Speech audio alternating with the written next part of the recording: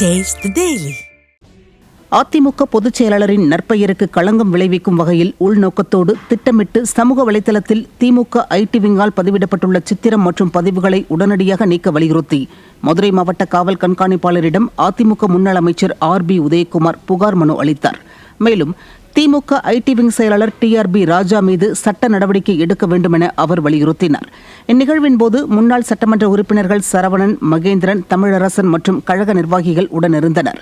பின்னர் செய்தியாளர்களிடம் பேசிய RB உதயகுமார், கீழடி தொடர்பாக ஒரே மேடையில் TRB ராஜா, TR பாலு, ஸ்டாலின் விவாதம் செய்ய தயாரா என்று சவால் விடுத்தார்.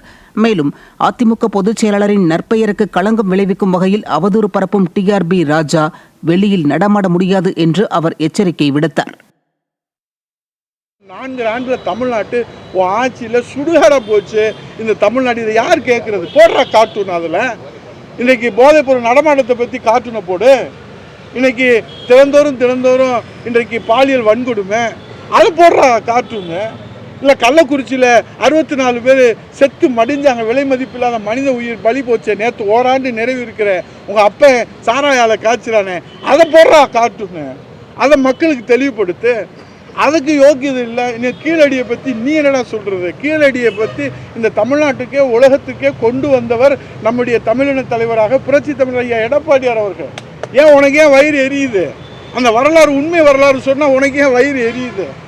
ஆகவே இது போன்று செய்வாரே ஆனால் TRB ராஜா தமிழ்நாட்டில் எந்த இடத்திலும் நடமாட முடியாத அளவிற்கு அண்ணா திராவிட முன்னேற்ற கழக தொண்டர்கள் முற்றுகை போராட்டம் நடத்துவதற்கும் நாங்கள் தயங்க மாட்டோம். கடலூர் மாவட்டம் ஆடூர் பகுதியில் பாலியல் தொல்லை அளிக்கப்பட்டு 3 வயது பெண் குழந்தை கொலை செய்யப்பட்ட சம்பவம் பொதுமக்கள் மத்தியில் அதிர்ச்சியை ஏற்படுத்தியுள்ளது. பச்சையம்மாள் என்பவரையும் அவரது 3 வயது பெண் குழந்தையும் திருவண்ணாமலைக்கு அழைத்துச் சென்ற ஜீவா என்பவர் குழந்தைக்கு பாலியல் தொல்லை அளித்ததாக கூறப்படுகிறது.